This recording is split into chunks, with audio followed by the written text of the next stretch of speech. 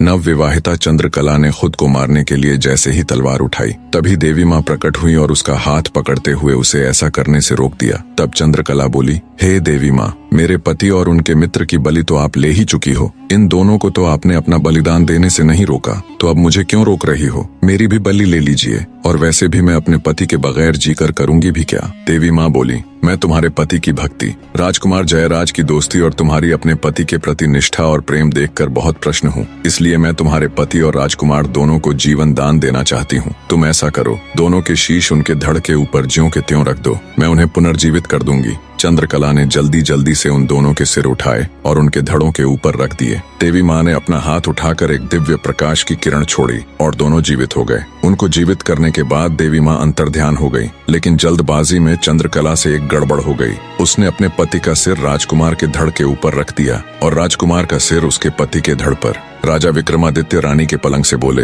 रानी के पलंग बताओ, अब चंद्रकला किसकी पत्नी हुई? बनिए के लड़के चंद्रपाल के धड़ वाले की या फिर उसके शीश वाले की? रानी का पलंग बोला, महाराज, मेरे अंदर इतना दिमाग कहाँ कि मैं आपकी ये गुत्थी सुलझा पाऊं। मैं तो यहाँ पड़ा रहता हूँ एक तरफ, ना कभी रानी मुझे झड़काती है न कभी बिछाती है, मेरे ऊपर तो धूल जमी रहती है। ये सुन रानी अबोलदे गुस्से से बोली, रे पलंग, तेरी ये मजाल, हर रोज तुझे अच्छे से झड़काऊं, हर रोज तेरे ऊपर नई चद्दर बिछाऊं। तू मुझसे तो कभी बात करता नहीं और परदेसियों के साथ तू मेरी झूठी बुराई करता। सुबह होने दे, तेरे 18 टूक न करवाए तो कहना। फिर रानी राजा विक्रमादित्य से बोली, आपके न्याय के बहुत चर्चे सुने हैं, आप ही बताओ चंद्रकला किसकी हुई? तब राजा विक्रमादित्य बोले, हे रानी, चंद्रकला उसके पति के सिर वाले की हुई। रानी के बोलते ही राजा विक्रमादित्य बोले, मार रे ढोलिया ढोल का डंका। रानी अबोलदे एक बार बोली। ढोल वाले ने तेजी से ढोल पर डंका दे मारा। डंके की आवाज सुन जेल में पड़े रानी के कैदी भी खुश हो गए, आपस में फुसफुसाने लगे,